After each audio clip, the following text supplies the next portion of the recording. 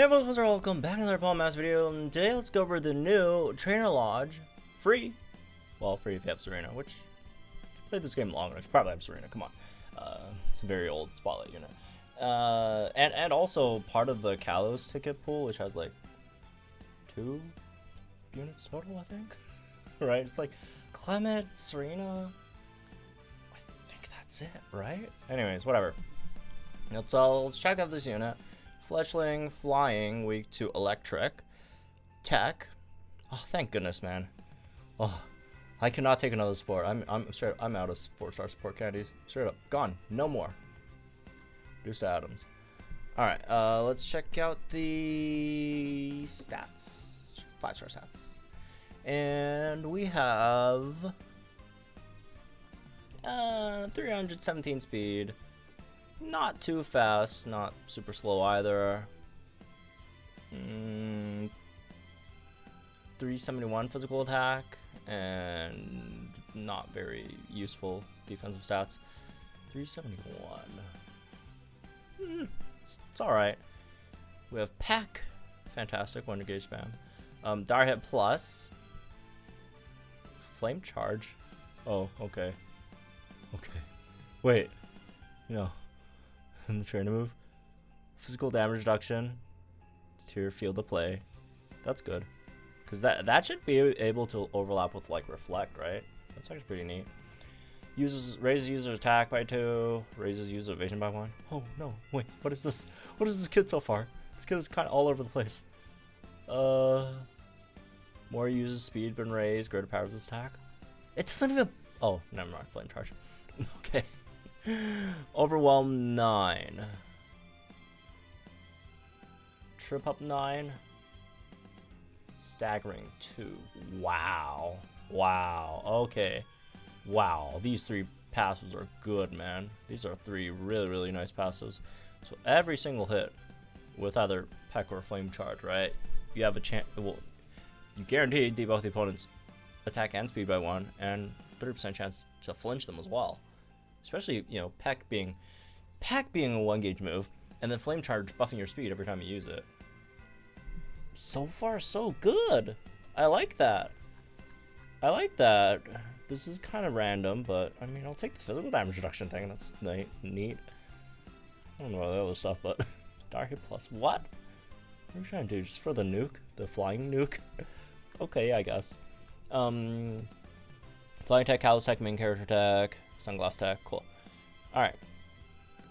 We have in the grid. There's plus 10 speed. Move gauge for 3 on Peck. Fast track 9 on Flame Charge. That's good. That's good. So I'll be plus 2. Every plus 2 speed. Every single hit. Move gauge refresh 3 on Flame Charge. MP refresh, but no one cares about Dark plus stuff. MP refresh 2, slippery 1, hit and heal. Does it have like any like evasion based multipliers? That'd be slightly weird, awkward, and cringe. Super duper effective 2. Okay, man. Wow, the extra 20% added to, you know, Peck is that's gonna have opponents shivering in their boots. Flame proof, unbending, cakewalk. Okay. Unfortuitous 4. Is that the first? Yeah, I think that's the first thing so far. Unfortuitous 4. Quick tempo. Dominating sync 2. Okay. Scorching touch 4.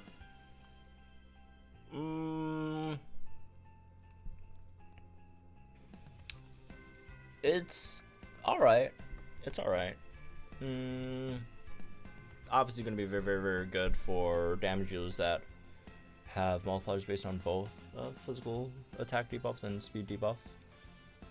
Don't think I can think of any off the top of my head right now, but there probably is someone there. I don't know. Outside of that,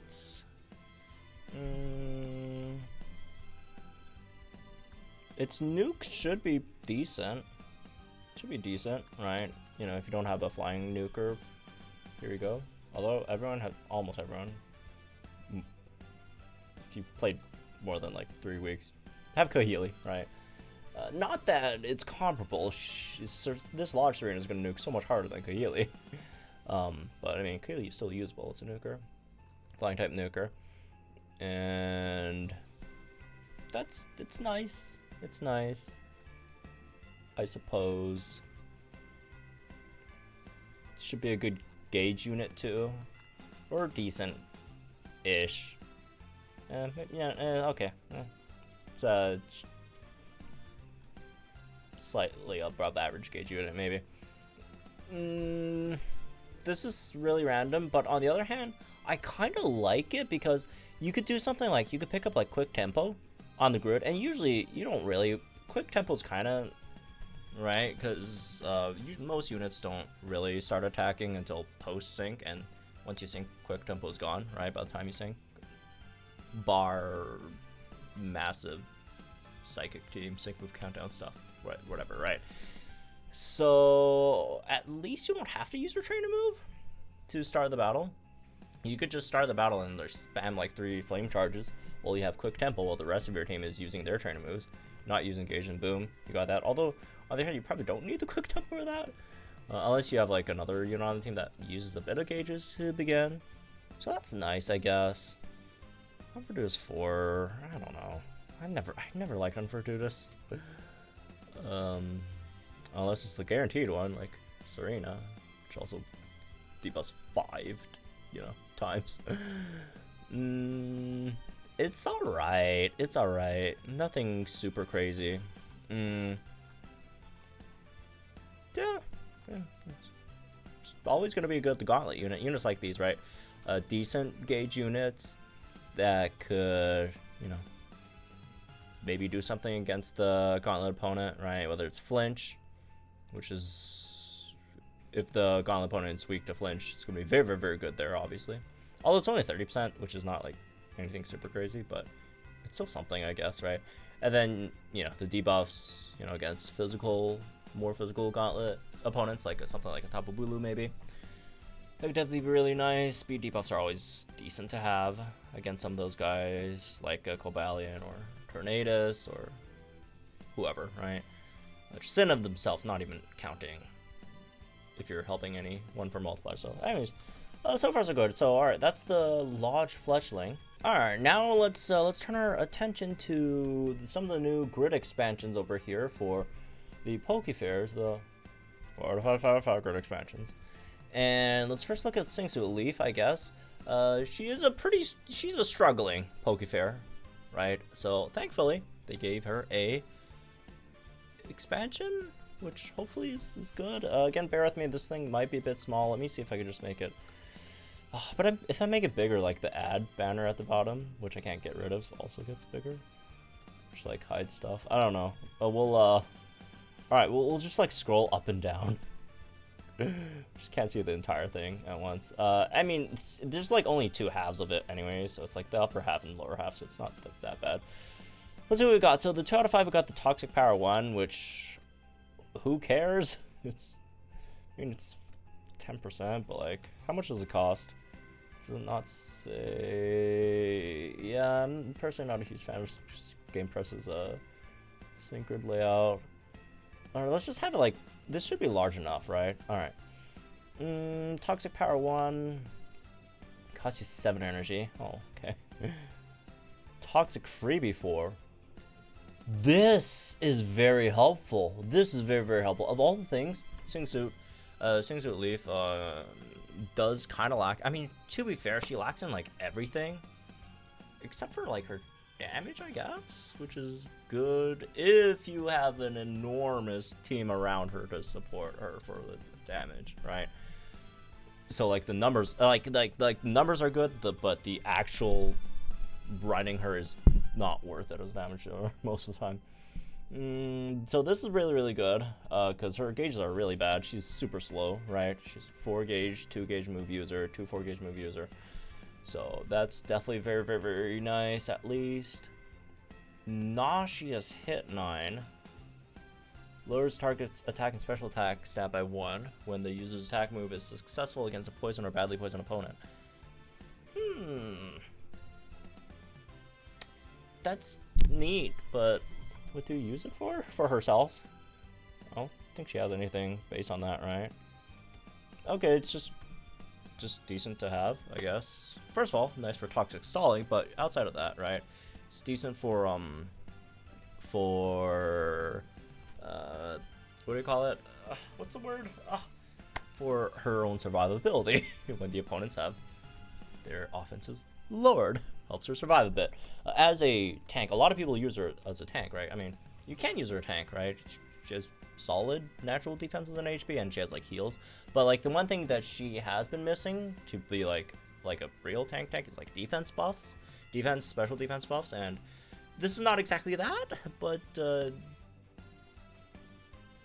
it can sort of help, right? I do think in general, I mean, it depends on the stage, right? Depends on the stage you're facing. Defense buffs could be better, I'd say, in general, right?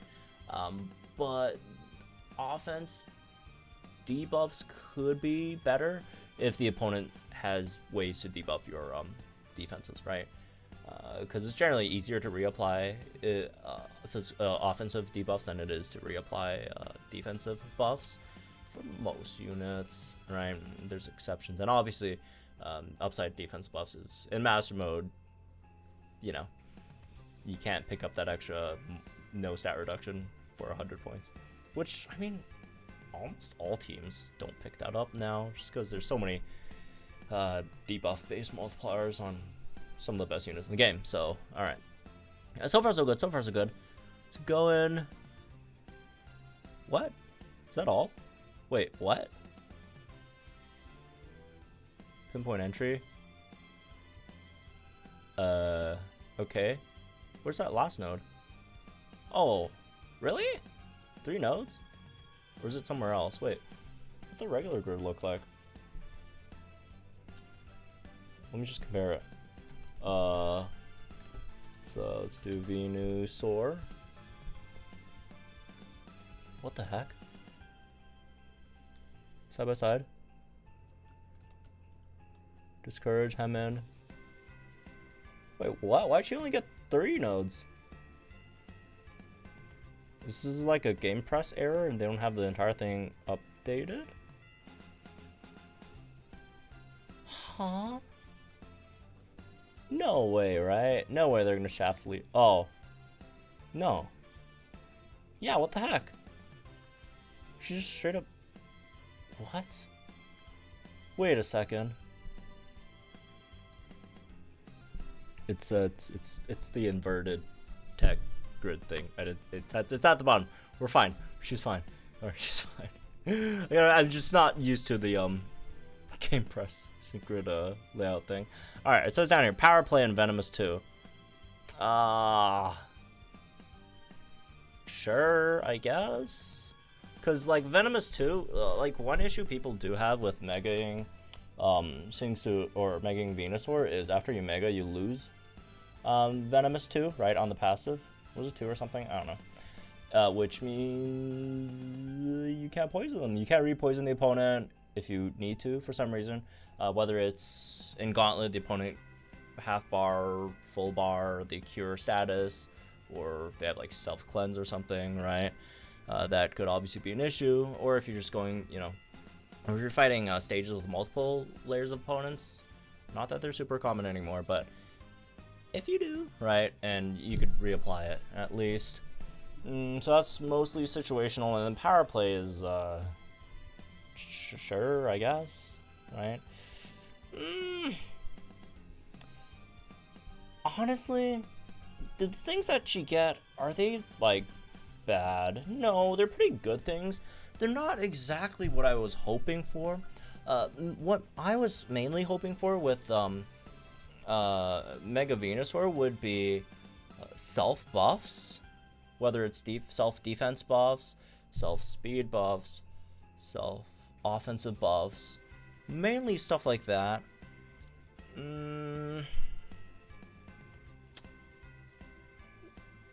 We got like a weirder version of that, right? We have, instead of self defense buffs, we got opponent offense debuffs, which is fine generally, right? And the Toxic Freebie helps with gauges, or has the potential to help with gauges if you're lucky. These two, I don't really know. Does Power Play make her sink like an absolute monster? Yeah, it does. But I would have preferred self buffs instead, right? Like if you're running her as a damage healer, she already does good enough damage. The issue with running her as a damage healer is that she is very expensive to run as a damage healer, right? The amount of supports you have to run on the team, or the quality of supports that you need to run on the team is very, very high, right? And again, gauges is going to be an issue, right, as well. All right. It's okay. It's okay. It's okay. It's okay. This is helpful, but how much does it cost? 8? Yeah, that's not bad. That's not bad. It's 10. Makes sense. All right. So no, it's okay. It's okay. It's okay. It's not anything crazy. It's not bad either. It's all right. It's all right. It's okay. Fixes some of the issues. Marnie Morpeko is the last one over here. Marnie Morpeko, we'll see what she gets here. Is there anything that I don't know. I don't really know if there really is anything Marnie wants. I mean, her flaws seem very hard to fix, but on the other hand, she's like still pretty freaking good. So, does you really need to fix her too much? I guess like one thing is like if they could make power plays damage more consistent, right? Because obviously on hangry mode she does a lot more damage, right, than full belly mode. So if you just make it so that when you're on like full belly mode, power plays damage is like consistent with hangry mode, I guess that's really all I want, I guess. If they want, they can make like Aura Wheel do actual electric DPS, which I personally don't care for, but that wouldn't be bad either. I don't know. I just feel like she doesn't really need anything, unless and the big things that you want to fix or issues with them require like a lot of fixing. So I'd rather just not fix them. Let's see what she gets then. All right. So first of all, this 2 out of 5 super duper effective 1 L, lucky entry 2. Oh, lucky entry 2. If you get the right ones, could be good. Obviously. I mean, if you get like speed, right? Speed or attack, I guess, would both be really, really nice. Anything else is kind of a waste. Not completely, but yeah. Anyways, moving on. Let's see. So on the top we have Disheartening Shock 9, which is cool, but she doesn't really use it for herself, right? She don't have anything based on that. Numbing Blow 4. Okay. It helps. I mean, it helps. She already has Hostile Environment though, right? Didn't she? No? Maybe not then. Okay. Well, then that's good. Cool. Sure. Plus, it doesn't have to be on just be on any move. So, okay. You know what? I'll give her that one. That's nice. What else? Snack Time Critical Eye. That's not bad. And the last one is Dashing Team 9. Ooh, Dashing Team 9 is good. Dashing Team 9 is good. That is really, really nice. Yeah, never mind. She has I knew she had Hostile Environment, right? It was on the grid. It was on the pass. Hostile Environment 5 already. Yeah, I don't know. Numbing Blow seems a bit overkill. But yeah, on the bright side, it means you don't have to use, Thunder Shock. You just use like something better, like Aura Wheel or Power Trip. Aura Wheel if you're fighting Electric Weak, Power Trip for like anything else, right? So I guess Numbing Blows isn't that bad, but Dashing Team is good, man. Dashing Team is really, really, really good. Well, that's something that I didn't expect to want, but they gave it to me, and I'm very, very happy with that, I guess. Stack Time Critical Eye. It's not necessary, right? It's not really necessary, but it just eliminates like the RNG component over there, right? So you don't have to like hope for the either MP refresh if you pick that up, which why would you really when you just straight up have where is it MP rekindle? I mean, I guess it's cheaper, but MP rekindle is a bit more reliable. Right, so yeah, I guess it just eliminates the RNG factor over there for Marnie maxing out crit buffs, which is not bad. But anyways, solid buff, I guess, solid buff. So yeah, that's for this one. Hope you all generally guys think in the comments down below. Like and share the videos for our channel, some more Pokemon Masters content, and I'll see you guys in the next one. We'll talk about some of the other grids and stuff. Right, so have fun.